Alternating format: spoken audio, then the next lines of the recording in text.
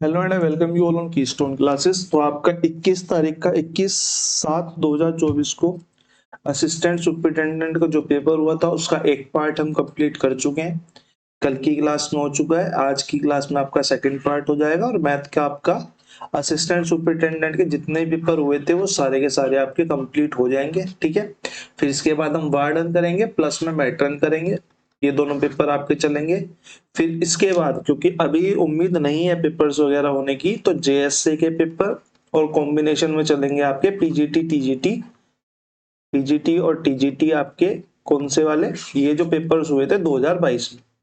ठीक है, उसके बाद हम इसका प्रीवियस ईयर जो है इसको भी निपटा लेंगे।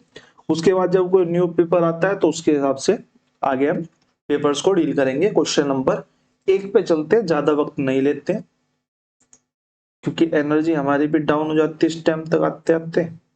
और क्वेश्चन नंबर 1 देख लेते हैं।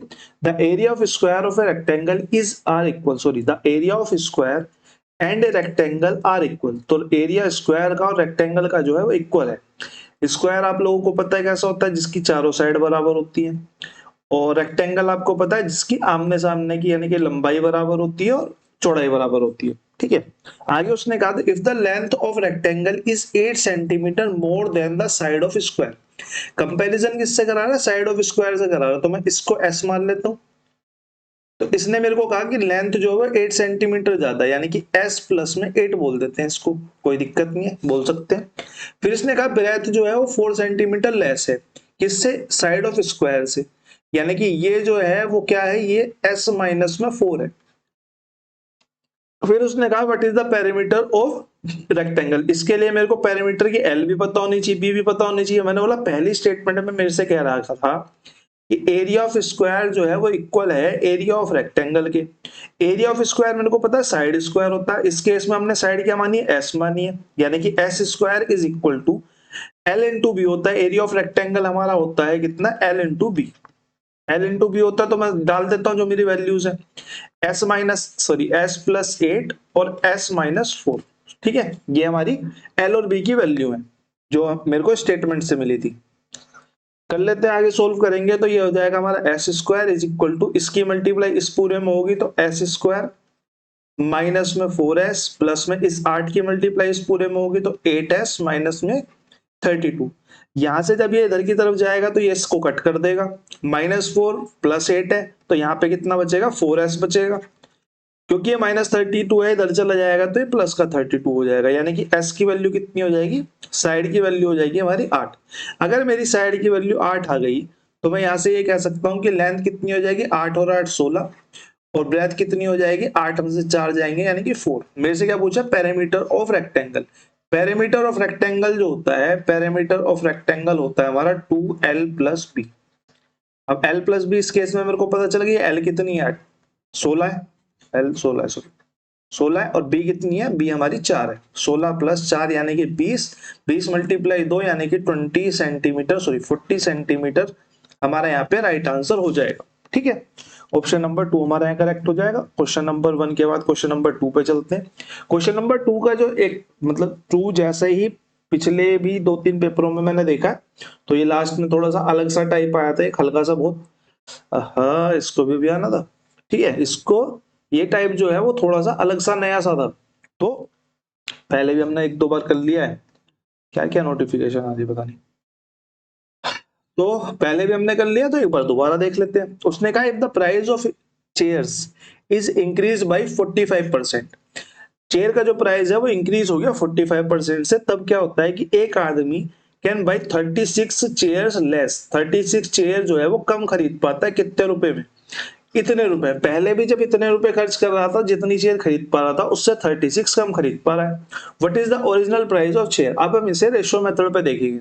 मैंने बोला 45% है, 45% का मतलब होता है हमारा 9/20, यानी कि प्राइस का क्या हुआ, प्राइस जो है वो 20 से 29 हो गया। भाई जुड़ जाएगा क्योंकि प्लस हुआ है, तो नया प्राइस कितना हो जाएगा 29।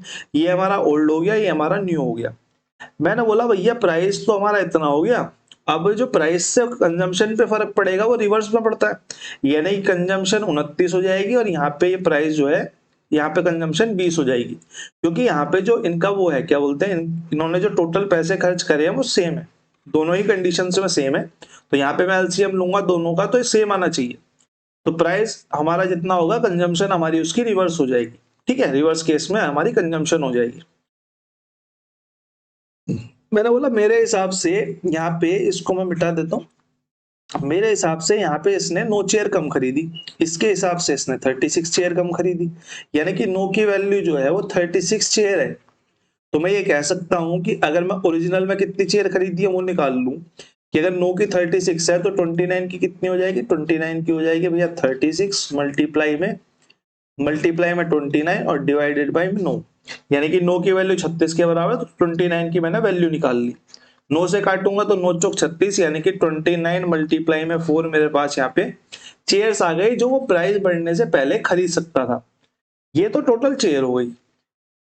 अब टोटल प्राइस इतना है, मेरे से ओरिजिनल प्राइस पूछा है, मैंने बोला ओरिजिनल प्राइस ऑफ एक चेयर का कितना हो जाएगा, टोटल कितने रुपए खर्च कर रहा था 37,120, और कितनी चेयर खरीद पा रहा था 29 मल्टीप्लाई में 4। अभी मैंने मल्टीप्लाई में 4 इसलिए लिखा है क्योंकि मेरे को पता है कि आगे वो कट जाएगा। ठीक है, 29 से इसको काट लेते हैं, 4 अट्ठे 32, 4 नीम 36, 4 एकम 4, 4 अट्ठे 32, 0 9180 हो गया, नहीं 4 दूनी 8 आएगा ना, 4 दूनी 8। ठीक है, 9280 होगा, 29 से इसको कट करेंगे तो कितने पे जाएगा, ये जाएगा 3 दूनी 6, 9 27, यानी कि 87, यानी कि 3 पे, फिर यहाँ पे 9 दूनी 18 पे चली जाएगी माननी, यानी कि 320 रुपए हमारा यहाँ पे राइट आंसर आ जाएगा। क्योंकि ऑप्शन में जो है वो एग्जैक्ट नंबर्स में है, तो मैंने सीधा यहाँ पे 29 टूजा पे रख दिया, 29 थ्रीजा पे रख दिया। अगर यहाँ पे वो बोला होता, क्या बोलते हैं उसे, अप्रोक्सीमेट बोला होता, तो यहाँ पे समस्या आती है, ऑप्शन जो है वो ज्यादा क्लोज होते हैं, तो मैं पूरा काटता, वरना मैंने अप्रोक्सीमेशन से इसको कट कर दिया।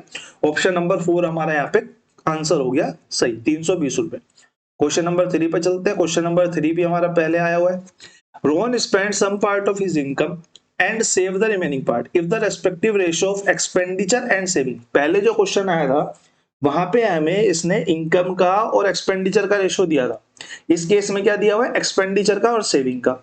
Ratio is 4:5। मैंने बोला भैया, मैंने बोला एक्सपेंडिचर है, एक सेविंग है, ये एक्सपेंड कर रहा है 4 को और सेव कर रहा है 5 को, तो मैं सीधा सीधा बोल सकता हूँ इनकम जो होगी वो 9 होगी। फिर इसने आगे कह दिया कि रोहन की जो इनकम है वो 72,000 रुपया, एक्सपेंडिचर बताओ, यानी कि मेरे को 9 की वैल्यू कितनी दी हुई है 72,000, और मेरे से एक्सपेंडिचर की यानी कि 4 की वैल्यू पूछी हुई है, तो 9 अट्ठे 72 और 8 चौक 32, यानी कि 32,000 हमारा यहाँ पर राइट आंसर हो जाएगा, ऑप्शन नंबर 2 हमारा करेक्ट हो जाएगा। क्वेश्चन नंबर 3 के बाद क्वेश्चन नंबर 4 पे चलते हैं। क्वेश्चन नंबर 4 क्या कह रहा है, the sum of length breath of a cuboid is 10 centimetre. क्या बोला उसने, लेंथ का और ब्रेथ का जो सम है वो 10 सेंटीमीटर है, यानी कि लंबाई और चौड़ाई का जो सम है वो 10 सेंटीमीटर है।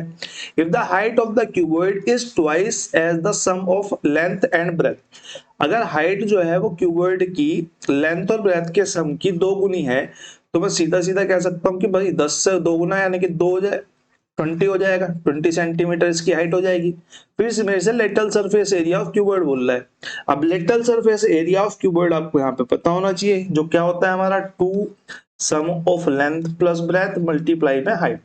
ये मेरे को इसने 10 दी हुई है, ये इसने मेरे को ट्वाइस बोली थी तो मैंने 20 निकाल ली, यानी कि 2 मल्टीप्लाई 10 मल्टीप्लाई 20, यानी कि 400 सेंटीमीटर स्क्वायर हमारा यहाँ पर राइट आंसर हो जाएगा, ऑप्शन नंबर 3। ठीक है, ये आपको पता होना चाहिए लेटरल सरफेस का एरिया का फॉर्मूला जो होता है, बस इतना सिंपल सा क्वेश्चन था। क्वेश्चन नंबर 4 के बाद क्वेश्चन नंबर 5 पे चलते हैं।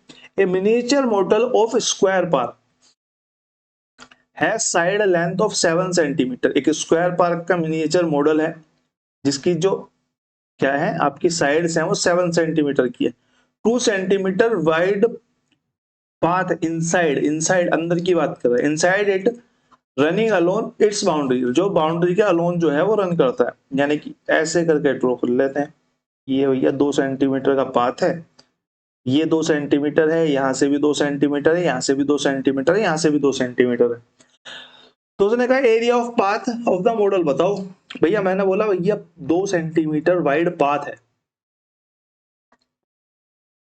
What is the area of path. अब एरिया ऑफ स्क्वायर तो मेरे को पता है, एरिया ऑफ स्क्वायर कितना होता है, एरिया ऑफ स्क्वायर हमारा होता है साइड स्क्वायर। तो मैं बोलूं कि ये 7 है, ये 7 है, ये 7 है, ये 7 है, और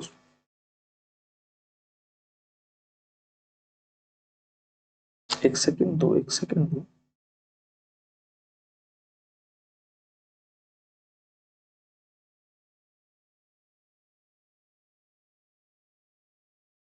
ये तो गड़बड़ हो जाएगी। दो दो चार छूटेगा तो 3 तिया 9 निकल के आएगा। 49 में से 9 घटाएंगे तो हमारा कितना 40 आएगा। 7 सेंटीमीटर। ठीक है, 2 सेंटीमीटर वाइड पाथ है, तो यहाँ भी 2 छूटेगा, यहाँ भी 2 छूटेगा, तो अंदर की लेंथ तो सिर्फ 3 सेंटीमीटर बचेगी। तो अंदर की लेंथ 3 सेंटीमीटर बचेगी, तो 7 7 49 और 3 3 9, यानी कि 40 सेंटीमीटर आना चाहिए आंसर। तो मैं कुछ गलत तो नहीं सोच रहा? एक सेकंड तो बस।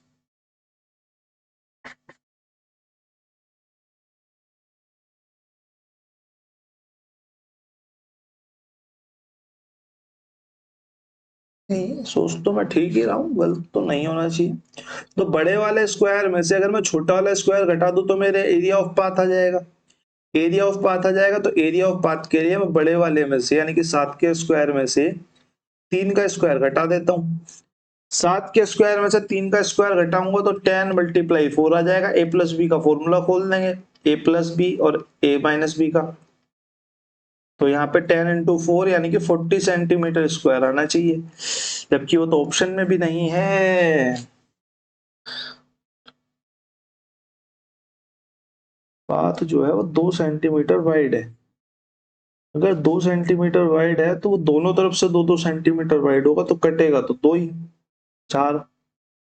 देखो मैं इसको डाउट में रख रहा हूँ, पर मेरे हिसाब से तो ये 40 सेंटीमीटर ही आना चाहिए। लेकिन अगर 40 सेंटीमीटर नहीं होता तो मैं भी 24 लगा के आ जाता कि 7 के स्क्वायर में से एक एक सेंटीमीटर दोनों तरफ से, यानी कि टोटल 2 सेंटीमीटर घटा दूं। तो यहाँ पे 5 का स्क्वायर घटाएंगे तो यहाँ पे 7 7 49 55 25, यानी कि 24 सेंटीमीटर आ जाता आंसर। ठीक है, अगर नहीं होता तो मैं भी इसको लगा के आता, लेकिन मेरे हिसाब से आंसर जो है वो 40 सेंटीमीटर स्क्वायर होना चाहिए। ठीक है, बाकी अगर किसी को समझ में आए तो मेरे को एक बार कमेंट सेक्शन में बता सकता है। बहुत कम क्वेश्चन होते हैं, मैं अटकता हूँ, लेकिन अटकता क्या मतलब, मेरे हिसाब से तो क्लियर है। बाकी आप लोग एक बार कमेंट सेक्शन में बता देना, डाउट में रख देते हैं। ठीक है, इफ ए एंड एफ का जो आपका रेशो है वो 11:4 है, तो ई प्लस एफ और एफ बताओ। सिंपल सा क्वेश्चन है, ऐसे करके मिटा देते हैं, किसी ने कोई ऑप्शन नहीं देखा, ये आपके होमवर्क में हो जाता है। ठीक है, क्वेश्चन नंबर अगला देखते हैं। सेम रेशो का ये क्वेश्चन है। आर और एस का रेशो मेरे को दिया हुआ है 7 और 2, और मेरे से पूछा हुआ आर माइनस एस और are plus S.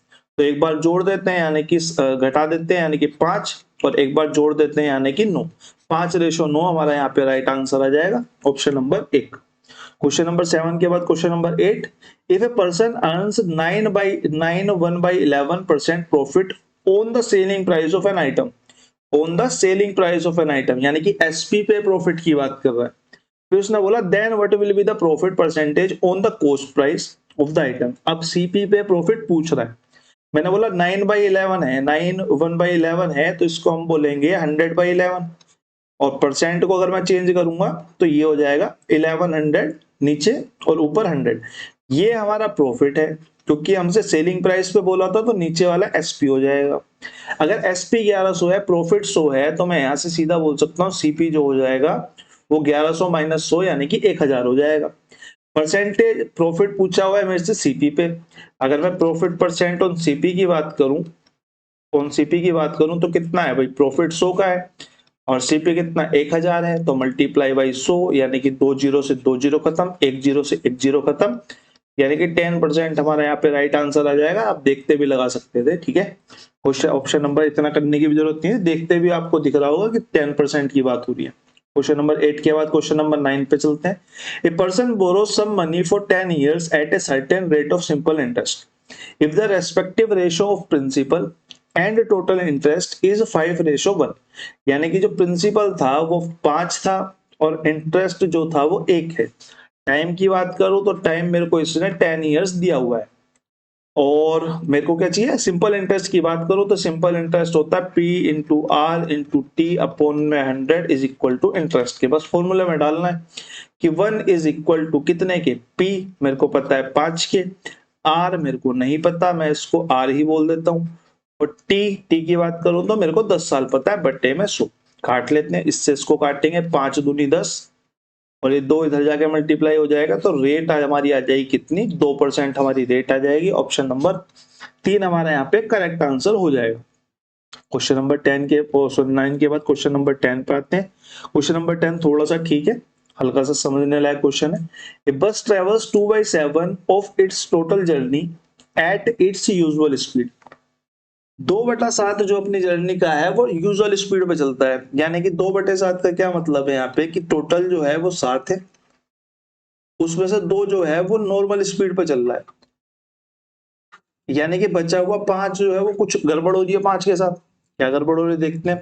The remaining distance is covered by its by the bus at 1/3 of its usual speed, यानी कि जो बची हुई दूरी है वो 1/3 स्पीड से चलता है, यानी कि स्पीड के साथ क्या हो रहा है, स्पीड भैया यूजुअल तो 3 है, लेकिन जो बाकी बची हुई 5 है वो 1 की स्पीड से चल रहा है। अब मैंने बोला आगे बचने बोला due to the slower speed it reached its destination 240 minutes late, यानी कि अब जो डेस्टिनेशन पे जाने में 240 मिनट वो लेट हो जाता है। 240 मिनट को मैं सीधा सीधा कह सकता हूँ कि 4 आवर्स की बात कर रहा है। फिर इसने कहा if the total distance of its journey is 210 kilometre. अब मेरे को डिस्टेंस दे दिया, यानी कि 7 की वैल्यू कितनी बोल दी इसने, 210। 7 की वैल्यू 210, यानी कि 7 या 21, 3 गुना है, तो यहाँ पे 30 की मल्टीप्लाई करेंगे, यहाँ पे लिख देता हूँ भाई 2:5 था। 1 की वैल्यू 7 की वैल्यू कितनी है, 210 है, तो यहाँ पे 1 की वैल्यू कितनी हो जाएगी, 30 हो जाएगी। अब इसमें मल्टीप्लाई करेंगे तो ये 60 किलोमीटर की बात कर रहा था, और 5×15 ये 150 किलोमीटर की बात कर रहा था। ठीक है, यहाँ पे 60 किलोमीटर डिस्टेंस ट्रेवल हुआ, यहाँ पे 150 किलोमीटर। स्पीड की अगर मैं बात करूं तो ये तो यूजुअल स्पीड से चला, यानी कि 3 की से और 1 की से, क्योंकि ये रेशो में है तो मैं इनको यहाँ पे एक्स ही मान लू या एस मान लेता हूँ, चलो एस यानी कि स्पीड मान लेते हैं। 3s से चल रहा था, यहाँ पे 1s से चल रहा था। ठीक है, अब क्या हुआ, 240 मिनट लेट हो गया। भाई अगर ये पूरा डिस्टेंस ही ट्रेवल करता, किससे, पूरा डिस्टेंस यानी कि 210 किलोमीटर अगर 3s से ट्रेवल करता, 3s से ट्रेवल करता तो इसे कम टाइम लगता, कम टाइम लगता, यानी कि बाकी जो इस वाली इक्वेशन से आएगा वो ज्यादा टाइम लगेगा। यानी कि मैं बोलूंगा भैया अगर वो 60 किलोमीटर 3x से ट्रेवल कर रहा है प्लस में 150 किलोमीटर, सॉरी एस बोला ना मैंने, एस से ट्रेवल कर रहा है, यानी कि 1s से ट्रेवल कर रहा है, इसके मुकाबले इसमें इसको 240 मिनट कम लगते, इज इक्वल टू 240 के, सॉरी 240 का 4 आवर्स हमने बना लिया था पहले।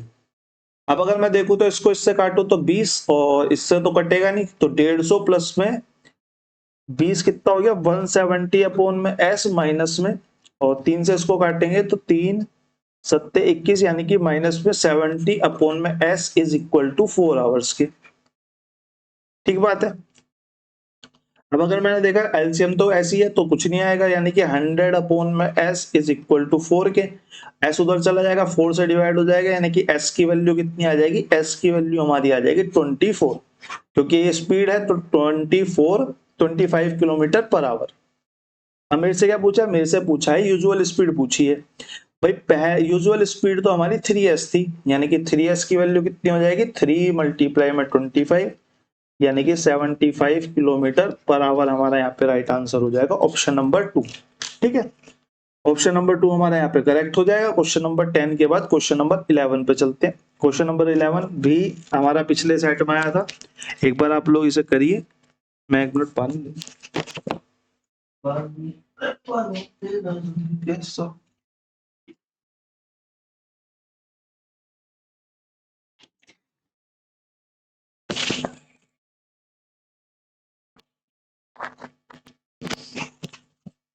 क्वेश्चन नंबर 11 हमारा कह रहा है A alone can do a piece of work in 34.4 days, B is 15% more efficient than A, C is 20% less efficient than B, which of the following statement is or are correct। ठीक है, दो statement दिया है, B can do alone in 28 days, B और C together can do the same work in 70/3 days। ठीक है, options हमें दिए हुए हैं, only one, only two, neither one neither two, both of 1 2। कोई बात नहीं, देख लेते हैं भाई। ए जो है वो 34.4 डेज में कर सकता है काम को। अगली स्टेटमेंट में मेरे से कहा कि जो ए और बी का रेशो है भाई, क्योंकि 15% को मैं क्या बोल सकता हूँ, 15% को मैं 3/20 बोल सकता हूँ, और मोर एफिशिएंट है यानी कि 23 हो जाएगा, यानी कि बी 23 हो जाएगा, ए जो है वो 20 हो जाएगा, ए जो है वो यहाँ पे 20 हो जाएगा। ये एफिशिएंसी का रेशो है। ठीक है, फिर इसने कहा C is 20% less efficient than B. अब बी और सी के बारे में भी बोल दिया इसने भाई, कहाँ लिखे, यहाँ लिख लेते हैं, क्योंकि हमें हमारा रेशो बनाना पड़ेगा ना, बी और सी के बारे में, या फिर वहीं लिख लेते हैं, छोड़ो बना यहाँ पे लिखे। ठीक है, एक जगह ही रहना, ठीक है। और बी और सी के बारे में इसने बोल दिया भाई 20% यानी कि 1/5 लेस एफिशिएंट है यानी कि 4/5। तो बी जो बी से लेस एफिशिएंट है यानी कि बी 5 हो जाएगा, सी 4 हो जाएगा। तो मैं यहां से अगर ए बी सी का रेशो निकालता हूँ, ए बी और सी का रेशो निकालता हूँ, तो 20 23 5 और 4, 20 पंजे 100, 5 तिया 15, 5 दूनी 10 यानी कि 115, और 4 तिया 12 का 2 1 हासिल, और 4 दूनी 8 और 1 9, 92, यानी कि 100 115 और 92 हमारा यहाँ पे क्या आ जाएगा, ए बी और सी का जो है वो रेशो निकल के आ जाएगा, किसका, एफिशिएंसी का। अब अगर मैं बोलूं कि बी जो है वो 28 दिन में कर पाएगा नहीं कर पाएगा, इसको चेक करने के लिए मेरे को टोटल वर्क चाहिए। टोटल वर्क के लिए भैया मेरे को पता है कि 34.4 डेज में ए कंप्लीट कर लेता है। अगर 34.4 डेज में ए कंप्लीट कर लेता है और एक दिन में 100 काम करता है, तो टोटल वर्क कितना हो गया, इतना हो गया। बी के बारे में चेक कर लेते हैं भाई, बी पहली स्टेटमेंट बी है, तो 34.4 मल्टीप्लाई में 100 वर्क को बी 115 की स्पीड से कितने दिन में कंप्लीट कर पा रहा है, इसको हटाएंगे तो यहाँ पे 0 खत्म हो जाएगी, 5 दूनी 10 हो जाएगा, 5 दूनी 10 और 5 तिया 15, और 23 से इसको काटेंगे तो 23 से कम है 23, और 23 अट्ठे पे चली जाएगी मानने, यानी कि 18 दूनी 36 डेज में बी जो है वो इसको कंप्लीट करता। तो यहाँ पे तो 28 डेज है, तो पहली स्टेटमेंट गलत हो गई। सेकंड स्टेटमेंट कह रही है B and C together can do the same work in 70/3 days. अब बी प्लस सी चेक कर लेते हैं भाई, B plus C total work कितना है, 34.4 मल्टीप्लाई में 100, 34.4 मल्टीप्लाई में 100, एक सेकेंड मैं कलर चेंज कर लेता हूँ, हाँ 34.4 मल्टीप्लाई में 100, ये टोटल वर्क है। और बी और सी कितना काम करेंगे एक दिन में मिलके, मैंने बोला 5 और 2 7, 9 और 1 10 की 0, एक हासिल, यानी कि 207। 207 पॉइंट हटाऊंगा, ये 0 खत्म हो जाएगी। 207 को अगर मैं काटता हूं, किसी से कटेगा, इसको काट के देखते हैं, 4 अट्ठे 32 और 4 छिंग 24, 23 से कटेगा, 23 से 23, हाँ 23 से कटेगा, 23 निम्मा, और 23 एकम 23, कितना बच गया,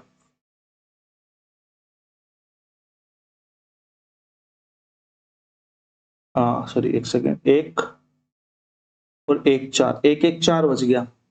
23 से अट्ठे पे चली जाएगी माननी, ठीक है अट्ठे पे चली गई, बिल्कुल सही बात है। और 9 दूनी 18, यानी कि 20 डेज में जो है वो ये कंप्लीट कर लेंगे बी और सी। तो नाइदर 1 नाइदर 2 आपका यहाँ पे करेक्ट आंसर हो जाएगा, ऑप्शन नंबर 3। एक सेकेंड रुकना, 23 से कम 23, 4 बच गया, 3 दूनी 6, 3 3 3 चौ 12, 3 25 15, 3 6 18, 3 7 21, 3 निम 27, 3 अट्ठे 24, 3 निम 27, हाँ 18 ही आएगा। ठीक है, 18 से 9 दुनिया पे चली जाएगी, 20 दिन में बी और सी कंप्लीट कर लेंगे, तो ऑप्शन नंबर 3 आपका यहाँ पे करेक्ट हो जाएगा। इन दोनों में से कोई भी स्टेटमेंट ट्रू नहीं है, क्योंकि बी इसे 36 डेज में कंप्लीट करता और ये इन दोनों मिलके इसको 20 डेज में कंप्लीट करते। ठीक बात है, अगले क्वेश्चन पे चलते हैं। अगला क्वेश्चन हमारा क्या कह रहा है, अगला क्वेश्चन हमारा कह रहा है 11 के बाद क्वेश्चन नंबर 12 पर आती है। क्वेश्चन नंबर 12 किधर है, ये रहा क्वेश्चन नंबर 12 कह रहा है if 91 shirts are bought for ₹12740, यानी कि सीपी की बात कर रहा है कि 91 शर्ट का सीपी जो है वो 12740 है, ठीक है, कॉस्ट प्राइस यानी कि क्रय मूल्य।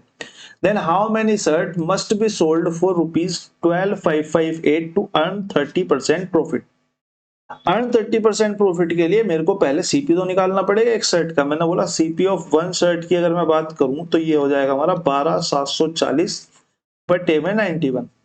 अगर मैं 91 से इसको काटता हूं तो ये हो जाएगा 91 जा और 91 4 जा, ठीक है ना। एक सेकेंड, 91 6 4 3 364 9 चौक 36, हाँ 140 रुपए इसका यहाँ पे सीपी हो गया। फिर इसने बोला 30% प्रॉफिट भी चाहिए, तो अगर मैं एक शर्ट के एसपी की बात करूं तो वो कितना हो जाएगा 140। 30% का प्रॉफिट चाहिए यानी कि 130% या अपॉन में 100, और इसको 14 मल्टीप्लाई 13 ही रहने देते क्योंकि ये कहीं ना कहीं कटेगा ही। तो ये हमारा कितना आ जाएगा, ये हमारा एक शर्ट का एसपी आ गया। अब मेरे से बोला इतने में कितनी शर्टें होंगी, तो टोटल शर्ट कितनी हो जाएंगी भैया, टोटल प्राइस कितना है 12558 डिवाइडेड बाय एक शर्ट का प्राइस कितना है 14 मल्टीप्लाई में 13 जो हमने निकाला था। काट लेते हैं 7 से, देखो काट के 7 दूनी 14, 7 एकम 7, कितना बच गया 5, 7 अट्ठे 56, सत्तू सत्तू 49, 6 बच गया, 7 56, 7 नीम 63 और 7 चौक 28, ये 7 था ना, हाँ 7 था ना, 7 1 7 7 7, हाँ ठीक है। फिर 2 से भी कट जाएगा तो 2 से और काट लेते हैं, 2 अट्ठे 16, 1 2 नीम 18 और यहाँ पे कितना था ये 4 और 2 सत्ते 14, 13 से काटेंगे 13 पंजे 85, 13 पंजे 65, 13 छिंग 78, 13 छिंग 78, 13 सत्ते 91, 13 छिंग 78 और 7 आएगा 27 पे यानी कि 67, यानी कि एक शर्ट का जो एसपी है वो कितना आ गया हमारा 69 रुपीज। 9 तिया 27 होता है ना, हाँ 9 तिया 27, हाँ तो 69 रुपीज हमारा यहाँ पे राइट आंसर आ जाएगा। ऑप्शन नंबर 1 हमारा यहाँ पे करेक्ट हो जाएगा। कैलकुलेशंस आप अपने हाथों से खुद करें, ज्यादा बेहतर रहेगा। कहीं पेन कॉपी लेके ऐसे सामने रख के बैठ जाओगे तो उसका कोई फायदा नहीं है। जो भी कर रहा है उसको मेरी एडवाइस ये है कि आप क्वेश्चंस को पहले एक बार पोज करके खुद अटेम्प्ट करो। जो क्वेश्चन आपसे हो जाए, आपके तरीके से हो जाए और आपको ऐसा लगता है जब बेसिक क्वेश्चन है, जैसे कि मैं अभी एक सेकंड एक मिनट देना, मेरे को मैं कुछ समझाना चाह रहा हूँ। जैसे कि ये क्वेश्चन है, ये आपका तरीका है, ठीक है, ये लगभग ऐसा ही आपका तरीका है या कुछ थोड़ा बहुत डिफरेंस है, लेकिन बेसिक क्वेश्चन है। बेसिक क्वेश्चन में आपने अपना तरीका लगाया, आंसर आ गया, पोज करके आपने लगाया था, स्किप कर दो, अगले पे आ जाओ। ये क्वेश्चन है, आपने अपना तरीका लगाया, लेकिन आपको लगा कि इससे बेहतर शायद कोई तरीका पढ़ाया हो, तो आप 1 मिनट को लेके फटाफट आगे बढ़ा के एक बार देख लो। अगर आपको सेम लगता है तो उस पैटर्न का क्वेश्चन आगे भी अटेम्प्ट मत करना। आप कोशिश करो जितना आपका टाइम बचे उतना ठीक है, और जितना आपका पेन चले उतना ज्यादा अच्छा है। अगर इस क्वेश्चन को आप अपने पेन से करोगे और उसके बाद भी नहीं होता फिर देखोगे तब फायदा है। अगर आप इस क्वेश्चन को देख लेते हो, आप चाहे 50 बार देख लो, आपको मेथड कभी नहीं आएगा। आपको मेथड तभी आएगा जब आप अपने क्वेश्चंस की प्रैक्टिस खुद करोगे। एक बार क्वेश्चन को अटेम्प्ट करो, उसके बाद नहीं होता है तो सॉल्यूशन देखो। अगर क्वेश्चन अटेम्प्ट करने के बाद आपको ऐसा लगता है कि मेरा मेथड बड़ा है, मेरा मेथड थोड़ा अजीब है और मैं एक बार मेथड देख लेता हूँ, मेरे को मेथड थोड़ा अच्छा चाहिए, तो उस क्वेश्चन को आप देख लो। बाकी क्वेश्चन ज्यादा देखने की जरूरत नहीं है। पीवाईक्यू का मतलब ये है कि आपकी प्रैक्टिस को शार्प किया जाए, ठीक है। क्वेश्चन नंबर 12 हो गया। क्वेश्चन नंबर 13 पे आते हैं। Amit alone can do 3/5 of peace of work in 3 hours. आपको मैंने पहले ही बताया कि इसको कैसे चेंज करना है भाई। 3/5 काम कर लेता है कितने आवर्स में, 3 आवर्स में। आप रिवर्स करके मल्टीप्लाई कर दो, 3 मल्टीप्लाई 3 और ऊपर 5, यानी कि टोटल काम को कर लेगा वो 5 आवर्स में, ठीक है, समझ गए। ऐसे करके निकालते हैं, बस इतना ही तो है। इसको मैं मिटा देता हूँ क्योंकि ये मुंह जबानी का काम है, लिखने का काम है ही नहीं। तो अमित जो है वो पूरे काम को, मैंने बोला 3/5 को 3 आवर्स में कर रहा है, तो उल्टा करके मल्टीप्लाई करेंगे तो 5 आवर्स में कंप्लीट कर लेगा। Sumit can do the 3/10 of the same work in 6 hour. उल्टा करके मल्टीप्लाई करेंगे तो 3 दूनी 6 और 2 की मल्टीप्लाई 10 में होगी, यानी कि 20 आवर्स में कंप्लीट हो जाएगा। कौन सुमित, ठीक है। फिर इसने बोला if they took they work together in how many hours 3/5 of work is done.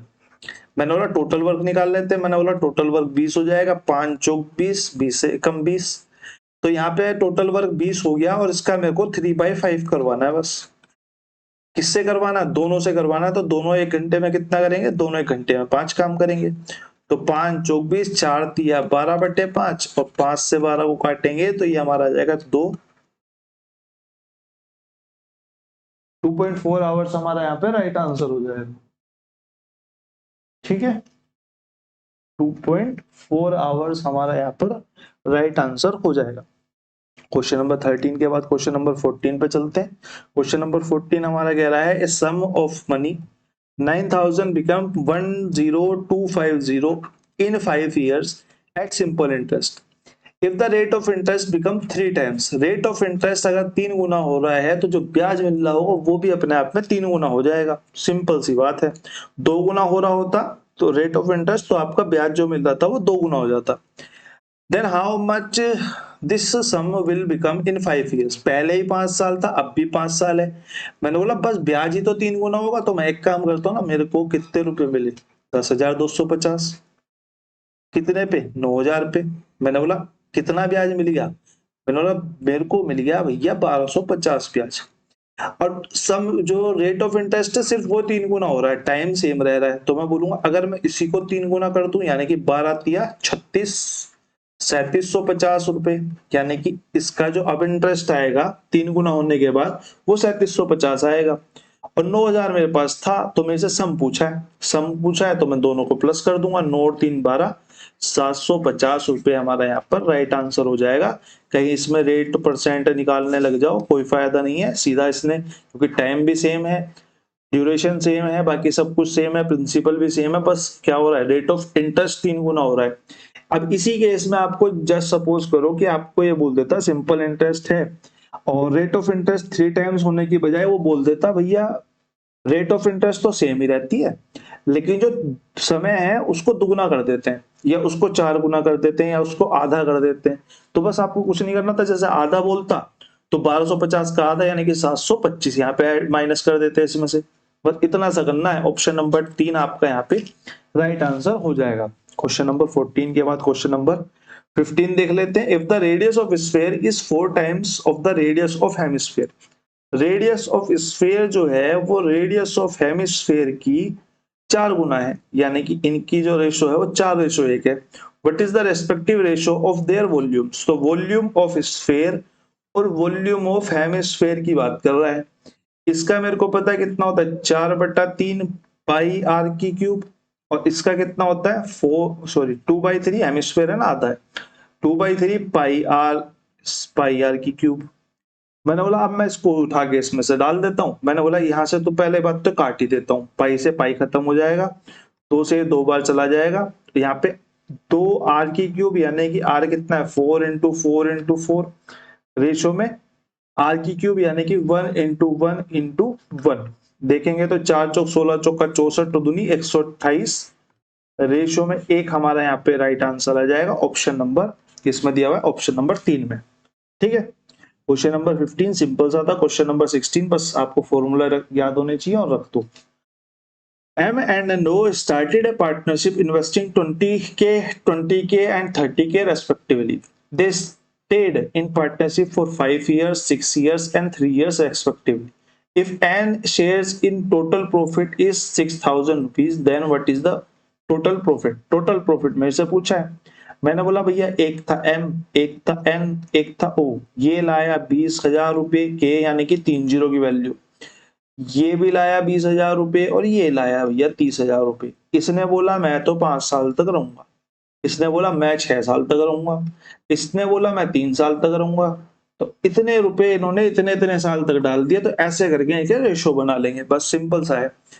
के से खत्म, जो तीनों में कटेगा सिर्फ उसे ही काटेंगे, जैसे 0 तीनों में 0 0 0 खत्म, बाकी 2 इसमें है 2 6 इसमें है, इसमें 2 नहीं है तो नहीं कटेगा, 5 तीनों में नहीं है नहीं कटेगा, बस इनकी मल्टीप्लीकेशन करेंगे, 5 दूनी 10, 6 दूनी 12 और 3 तिया 9, ये आपका रेशो आ जाएगा किसका, ये रेशियो आ जाएगा आपका प्रॉफिट का, जिसमें प्रॉफिट आपका बटेगा।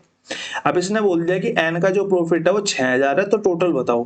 मैंने बोला 6000 है, यानी कि 12 की वैल्यू कितनी है, 12 की वैल्यू 6000 है। और टोटल की अगर मैं बात करूं तो 22, 22 और 9 31, 31 की वैल्यू पूछ रहा है, 31 की निकाल देते हैं, 12 पंजे 60, 5 की इसमें मल्टीप्लाई करेंगे तो 15500 आपका यहाँ पे राइट आंसर हो जाएगा, जो कि दिया हुआ है ऑप्शन नंबर 3 में। ठीक है, क्वेश्चन नंबर 16 के बाद क्वेश्चन नंबर 17 पे चलते हैं। A train crosses a standing pole in 25 second, 540 metre long platform in 55 second, what is the respective length and the speed of train. Length और स्पीड मेरे को पूछी हुई है ट्रेन की। क्या हो रहा है, जब स्टैंडिंग पोल को पार कर रहा है तो वो अपनी सिर्फ अपनी दूरी को ट्रेवल कर रही है ट्रेन। जब स्टैंडिंग पोल को पार करेगी तो ट्रेन अपनी ही डिस्टेंस को ट्रेवल करेगी बस। लेकिन जब प्लेटफॉर्म को पार करेगी तो ट्रेन प्लस में प्लेटफॉर्म की जो दूरी होगी वो ऐड हो जाएगी। मैंने बोला यहाँ पे अगर वो सिर्फ अपने आप को पार कर रही है तो यानी कि वो 30 सेकेंड में अपने आप को, सॉरी, इस 30 सेकेंड में जो इनका गैप है उसमें क्या कर रही होगी, उसमें ट्रेन, तो ट्रेन से कट जाएगी तो प्लेटफॉर्म बचेगा, यानी कि 540 मीटर्स को ट्रेवल कर रही है। तो मैं यहाँ पे स्पीड निकाल सकता हूँ, क्योंकि यहाँ पे मीटर पर सेकेंड में सारी, तो मैं 5/18 या 18/5 से मल्टीप्लाई नहीं करूंगा। 540 डिवाइडेड बाई 30 यानी कि 3 से काटेंगे तो 3 एकम 3, 3 6 18, 3 अट्ठे 24, यानी कि 18 मीटर पर सेकेंड इसकी स्पीड आ जाएगी। जो कि मैंने देखा इस ऑप्शन में नहीं है, इसमें नहीं है, इसमें है, इसमें नहीं है। जब एक ही ऑप्शन में है तो आपका एक ही ऑप्शन करेक्ट हो गया, आपको इसको निकालने की जरूरत भी नहीं पड़ेगी। अगर आपको जरूरत पड़ती है तो आप यहां से निकाल सकते हो भाई, 18 मीटर पर सेकेंड स्पीड है और 25 मीटर में पोल को पार कर रही है, यानी कि अपनी ही दूरी को ट्रेवल कर रही होगी। 18 मल्टीप्लाई में 25 यानी कि 25, 250 और 25 अट्ठे 200, यानी कि 450 मीटर हमारा यहाँ पे क्या आ जाएगी, ट्रेन की लेंथ आ जाएगी। ठीक है, ऑप्शन नंबर 3 आपका यहाँ करेक्ट हो जाएगा। क्वेश्चन नंबर 17 के बाद क्वेश्चन नंबर 18 पे चलते हैं। क्वेश्चन नंबर 18 आप लोग एक बार पढ़ लीजिए। क्वेश्चन पुराना है, क्वेश्चन पहले भी करवाया हुआ है, कमेंट सेक्शन में आंसर करेंगे।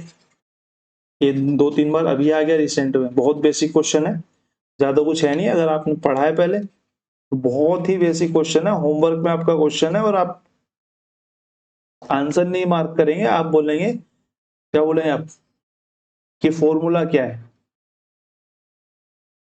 फॉर्मूला क्या, पूरा नहीं लिखा आता तो वैसे ही लिख देना, बस लैंग्वेज में लिख देना कि 1/2 मत करके लिखना, वैसे लिख देना।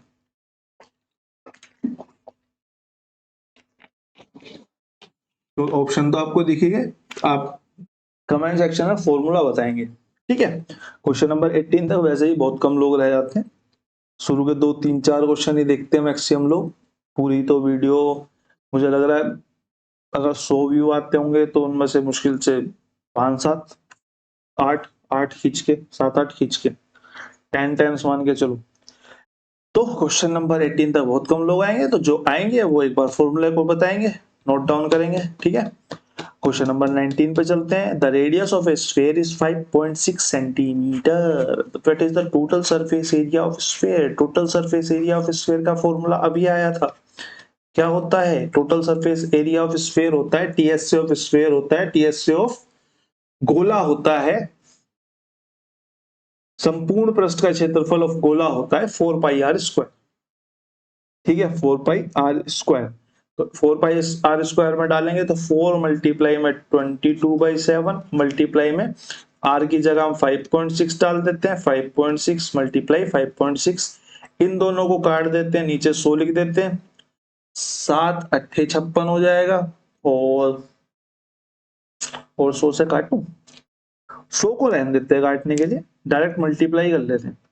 मैं बोलूंगा 8 दूनी 16 चौका 64 मल्टीप्लाई में 56 मल्टीप्लाई में 11, 64 और 56 की मल्टीप्लाई कर लेते हैं बस, क्योंकि 11 से तो हम इजिली कर ही लेंगे। 6 चौक 24 का 4, 2 हासिल, 6 छिंग 36 और 20, 56 57 58 का 8, 5 हासिल, 6 पंजे 30 और 5 35, यानी कि ये आ गया हमारा 3584 मल्टीप्लाई बाई 11। बस इसको प्लस कर करके लिखते रहेंगे 4, और सॉरी डिवाइडेड बाई 100 भी दो, डिवाइडेड बाई 100, इसको यहाँ से ऐसे मिटा देते हैं, और एक बार और पेन का कलर चेंज कर लेते हैं, आज कुछ अलग सा कलर ले लेंगे, नीला, पीला, काला, बैंगनी ले लेते हैं, ठीक है, ये सेम कलर है। इसको जब हम करेंगे तो ये आएगा हमारा कितना, 4, 8 और 4 12 का 2, एक हासिल, 8 और 5 13 और एक 14 का 4, एक हासिल, 5 3 8 और एक 9 और 3 का 3 ही 3 बटे में 100, और 100 की वजह से यहाँ पे लग जाएगा पॉइंट, और ऑप्शन आ जाएगा, बिल्कुल भी नहीं दिख रहा इस कलर से, तो ऑप्शन आ जाएगा आपका 394.24, आपका यहाँ पे राइट आंसर हो जाएगा ऑप्शन नंबर 1 में। ठीक है, ऑप्शन नंबर 1 में हमें दिया हुआ है, आपका राइट आंसर हो जाएगा। सेंटीमीटर स्क्वायर में क्यों आया, किसी ने अभी तक बताया नहीं है, आप एक बार मेरे को बता दो, कमेंट सेक्शन आपके लिए ओपन है। Question number 20, if the speed of boat in still water is 19 kilometre per hour और स्पीड ऑफ स्ट्रीम जो है वो 6 किलोमीटर पर आवर है, what are the respectively the upstream and downstream speed is, upstream और downstream की speed पूछी है। Upstream की स्पीड क्या होती है, बोट माइनस में स्ट्रीम, और डाउनस्ट्रीम की स्पीड क्या होती है, डीएसएस, ये हमारी होती है बोट प्लस में स्ट्रीम। बस आपको ये बताना है, ऑप्शन आपके सामने काट दिए गए हैं, आपने ऑप्शन बिल्कुल भी नहीं देखे, आप आंसर अपना कमेंट सेक्शन में मार्क करेंगे और आपके 20 क्वेश्चन खत्म होते हैं। एएस का पेपर आपका समाप्त होता है। कल आपका वार्डन का पेपर आएगा या फिर मैट्रन का पेपर आएगा। मैं मैक्सिमम कोशिश करूंगा कि मैट्रन का डालूं, क्योंकि वार्डन तो फिर भी काफी हो चुका है, मैट्रन में शायद कुछ नया मिल जाए, तो मैट्रन डालते हैं कल से। ठीक है, मतलब मैट्रन डालेंगे फिर वार्डन डालेंगे, वार्डन के बचे हुए उन्हें भी डालेंगे। ठीक है, बाकी आप लोगों से फिर मुलाकात होती है कल। धन्यवाद।